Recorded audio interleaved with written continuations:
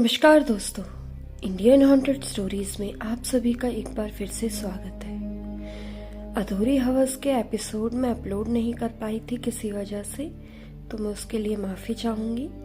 अब मैं आपको अधूरी हवस का 12वां एपिसोड सुनाने जा रही हूँ, तो कहानी को आप एंड तक ज़रूर सुनिएगा और कमेंट भी ज़रूर कीजिएगा। मिताली अपने गांव पहुंच जाती है। जैसे ही घर पहुंचती है पहले कॉल राज को ही करती है। मिताली बोलती है पहुंच गई हूँ ठीक ठाक से। राज बोलता है ठीक है, आराम करो, सफर में थक चुकी होंगी। मिताली कहती है हाँ बहुत ही, वैसे तो स्लीपर थी पर नींद पूरी नहीं हो पाई। राज बोलता है क्यों नहीं हो पाई? मिताली कहती है आपकी वजह से। राज कहता है मेरी वजह से? अब मैंने ऐसा क्या किया? मिताली कहती है सब आपका ही तो किया धरा है। राज कहता है ये अच्छा है इल्जाम मुझ पर डाल दो। मिताली कहती है हाँ तो है। राज कहता है ठीक है बाबा, बातें बाद में होती रहेंगी, तुम आराम करो, मैं भी रेडी होके ऑफिस निकलता हूँ। मिताली कहती है क्यों, जल्दी आज? राज कहता है इतनी जल्दी उठा दिया नींद से तो अब फिर से नींद नहीं आएगी, तो ऑफिस जाना ही सही है। मिताली कहती है ओह ऐसा है, जनाब को अगर जल्दी उठाए जाए तो काम पर जल्दी जा सकते हैं। अच्छा किया ये बात मुझे आपने बता दी। राज बोलता है क्यों? मिताली कहती है बाद में बताऊंगी, चलो अभी रखती हूँ, आप अपना काम निपटाए और मैं सो जाती। राज मिताली के बारे में कुछ दुविधा में था। राज का दिल और दिमाग दोनों अलग अलग सोच रहे थे। दिल मिताली की मासूमियत पर मरे जा रहा था और दिमाग उसकी मासूमियत का फायदा उठाना चाहता था। जब वो मिताली से बात करता है तो उसको दूसरा कोई ख्याल ही नहीं आता, पर जैसे ही वो अकेला होता है तो शैतानी दिमाग खेल खेलना शुरू कर देता है और हावी होने लगता है। ये मासूम सी कली अब तुम्हारे इशारे पे जो चाहे वो करेगी, बन जाओ वो भंवरा जो हर कली पर मचलना चाहता है। पर जैसे ही मिताली से बात होती है तो दुनिया में मिताली का प्यार ही प्यार महसूस होने लगता है। बस यही मेरी दुनिया है। इसी कश्मकश में राज कोई फैसला ही नहीं कर पाता कई दिनों तक, और फैसला नियति पर छोड़ देता है, यानी फैसला समय पर छोड़ देता है, रिश्ते को संभाले रखता है। उस तरफ मिताली को राज के सिवा कुछ सोचता ही नहीं। उसके मंगेतर से बातें नहीं करती, उतनी बातें और राज को दिए जा रही थी समय। एक भी दिन राज से बात किए बिना नहीं रहती। रोज छोटी से छोटी बातें वो राज से ही शेयर करती थी और राज को भी हर बात पूछती रहती थी, क्या खाया, क्या किया। हर घंटे दर घंटे फोन करके खबर रखती थी, मानो उसकी शादी सूरज की बजाय राज से ही होने वाली हो। मिताली सपना वही देख रही होती है, राज से वो शादी करेगी और उसके साथ ही आखिरी सांस तक उसकी होके रहेगी। ये फैसला मिताली ने अपने आप से कर लिया होता है। नियति भी उसका ही साथ दे रही होती है। राज ऐसा उसे लगने लगता है। उस नादान को क्या पता कि नियति जब खेल खेलती है तो अच्छे अच्छे का तेल निकल जाता है। एक दिन मिताली ने राज से कहा बहुत दिन हो गए हैं आपको देखा, उसे उसकी तस्वीर को देखकर जी को सुकून नहीं मिलता। राज कहता है काम का बोझ ही इतना ज्यादा है कि मैं यहाँ से निकलने के बारे में सोच भी नहीं सकता। मिताली नाराज हो जाती है। मिताली कहती है आप बड़े पत्थर दिल हुए जा रहे हो, आपको छोटी सी बच्ची के दिल का दर्द महसूस नहीं होता, जाइए आपसे बात नहीं करनी। मिताली की आवाज भारी हो जाती है और कॉल कट कर देती है। राज भी चाहता तो है मिलने को, उसका दिमाग जो उसे उसके पास जाके अपनी छुपी हुई हवस मिटाने के बार बार इशारा करता है। दिमाग तो एक ही बात बताता है, ये प्यार नहीं बस हवस है जो तुम्हें और मिताली को इतना खींच रही है दोनों को।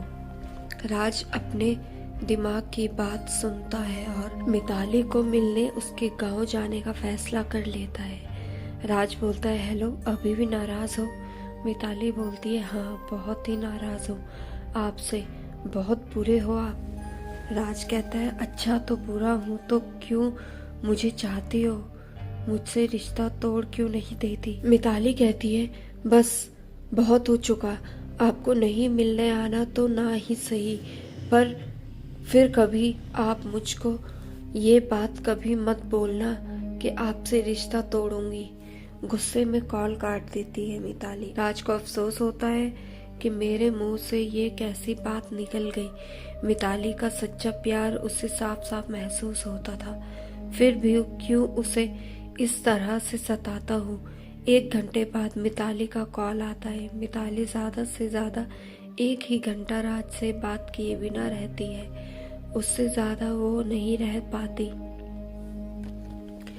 ये बात राज को भी पता थी और माफी हमेशा मिताली ही मांगती थी।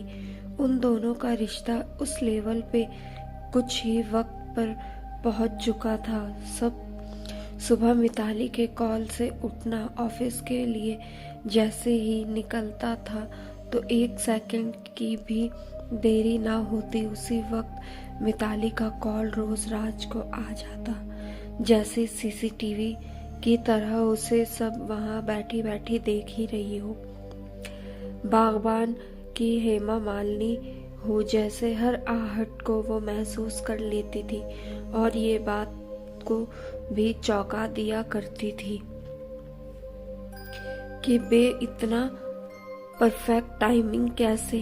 अभी कभी कभी ऊपर वाले से राज भी शिकायत करता है, तुमने मेरी किस्मत में मिताली को इस वक्त क्यों भेजा जब सब हाथ से फिसल चुका था। अगर मैं मिताली के साथ आगे रिश्ता बढ़ाता हूँ तो बवाल मच जाएगा, कई जिंदगियां बर्बाद हो जाएगी। मुझसे ज्यादा तो मिताली की, उसके भाई की, उसकी माँ की और वो लड़का भी जो उससे शादी करने वाला था। सब कुछ राज को समझ अच्छे से आ रहा, पर ये बात मिताली को कैसे समझाना ये उसे समझ नहीं आ रहा था। हार कर रोज की तरह नियति पर ही छोड़ देता है। मिताली ने नाराज राज से माफी मांगकर मना लिया था, पर शाम को राज ने मिलने को एकदम से अचंभे में डाल दिया। राज बोलता है, हेलो, ओए पागल, मैं निकल चुका हूँ तुम्हारे गांव आने के लिए। मिताली कहती है, क्या, कब, कैसे, कौन कौन है? ढेर सारे सवाल एक साथ रख दिए एक ही सांस में। राज बोलता है, ओह मेरी पगली, सांस तो ले ले, आराम से बात करो। मिताली कहती है, हाँ, पर आप अकेले तो कार लेकर नहीं निकले ना, किसी न किसी को साथ में लेकर निकले हो ना। बहुत लंबा सफर है और पूरी रात कार चलानी पड़ेगी। आप अकेले तो नहीं ना, अकेले मत आओ, मैं तो पागल हूँ, मेरी बात को आप दिमाग पर मत लीजिए। राज बोलता है, अरे अरे, मेरी बात तो पूरी खत्म होने दो, बीच में ही बोले जाता है। मिताली कहती है, हाँ, फिर भी आप अकेले तो नहीं ना। राज कहता है, नहीं, मैं अकेला नहीं हूँ। मिताली कहती है, पक्का, खाइए मेरी कसम। राज कहता है, अभी ये तुम कसमें वस्में खान वाला तुम मुझसे दूर रखो बाबा, ऐसी बातें मुझे अच्छी नहीं लगती। आकाश है मेरे साथ। मिताली कहती है, नहीं, मेरी उनसे बात कराइए। राज बोलता है, भरोसा नहीं भी क्या? मिताली कहती है, अपने आप से ज्यादा है, पर मैं कोई चांस नहीं ले सकती। राज फोन को स्पीकर पर डालता है तो, लो, बात करो और जांच पड़ताल पूरी करो अपनी। आकाश बात करता है, क्या आप भी मेरे भाई को सताती हो? मैं हूँ साथ में आपकी जान को सही सलामत ले आऊंगा। इतना कहा तब जाके मिताली के जान में जान आई। फोन स्पीकर से हटा के कान पर रखते हुए राज बोलता है, अब सही है मोहतरमा। मिताली फोन पर ही आई लव यू की और चुम्बियों की बारिश कर देती है। बस बस कल के लिए भी कुछ बचेगा कि नहीं, फोन पर ही सब दे दोगी। मिताली बोलती है आपका स्टॉक ही इतना ही जमा है कि हमारे पास पूरा घर भरा पड़ा है। राज बोलता है अच्छा तो कल पूरा कमरा हम खाली कर देंगे। मिताली कहती है ओ हो ही नहीं सकता। ओ हेलो, गाड़ी कौन चला रहा है? राज बोलता है मैं चला रहा हूँ। मिताली बोलती है रखो फोन रखो, रोज बताना पड़ता है आपको ड्राइविंग करते करते कभी बात नहीं करनी। कितना समझाने के बाद भी आपको समझ नहीं आता। ज्यादा कहाँ कुछ मांगती हूँ आपसे, आपके सलामती के सेवा, उसमें तो आप साथ दीजिए ना। रोने लगती है मिताली फोन पर। राज बोलता है अरे रुको, रोना बंद करो, मैं गाड़ी बाजू में खड़ी करता हूँ और आकाश को चलाने को देता हूँ, ठीक है? मिताली बोलती है ठीक है। राज बोलता है यार तुम्हारी आंखों में आंसू मुझे बर्दाश्त नहीं होते, तुम जानती हो। मिताली बोलती है आपके सलामती और अच्छी सेहत की सिवा कुछ और मैं मांगती कहाँ हूँ, उतना तो मेरे लिए किया करिए ना। राज बोलता है हाँ पक्का वाला प्रॉमिस बाबा, मैं अपना ख्याल रखूँगा। बाजू में से आकाश बोलता है मैं आपकी अमानत का कल सही सलामत ले आऊँगा, अब तो रोना बंद कीजिए। इधर मेरे भाई की आंखों में भी आंसू निकलने को तैयार है। मिताली आंसू पोंछते हुए कहती है मैं तो अब चुप हूँ कब से, कहाँ रो रही हूँ देखो। राज बोलता है हाँ पता है, चलो अब एकदम से शांत हो जाओ। मिताली कहती है हाँ हो गई हूँ, जोर से चिल्ला के हाँ हंसने लग। ऐसे ही दोनों बातें करते रहे देर रात तक। बाद में राज ने उसे सो जाने के लिए कहा अब मुझे ड्राइविंग सीट पर जाना है तो तुम फोन रखो और सो जाओ, मुझे कल नींद कहाँ आएगी। अब आप रास्ते में आ रहे हो, मेरा जी तो आपके पास ही रहेगा। हाँ फिर भी मैं बाद में कहीं भी कार खड़ी करूँगा तब तुमसे बात कर लूँगा, ठीक है? बाय, ख्याल से और आराम से चलाना कार, आप बहुत तेज चलाते हो मुझे पता है। हाँ बाबा स्लो ड्राइव करूँगा। अब सो जाओ, गुड नाइट। राज और आकाश 90 के गाने बजाते रास्ता आगे बढ़ते हुए जा रहे हैं। 3 घंटे बाद चाय के लिए खड़ी एक ढाबे पे जैसे ही रोकी, राज बोलता है देखना मिताली का फोन आएगा। आकाश बोलता है क्या बात कर रहे हो? राज कहता है हाँ।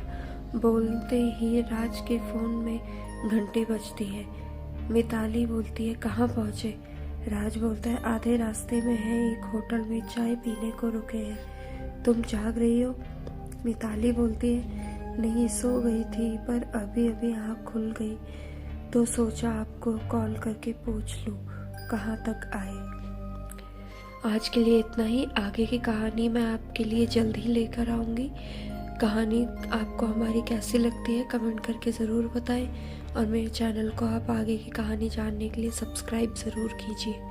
तब तक के लिए इजाज़त दीजिए। धन्यवाद।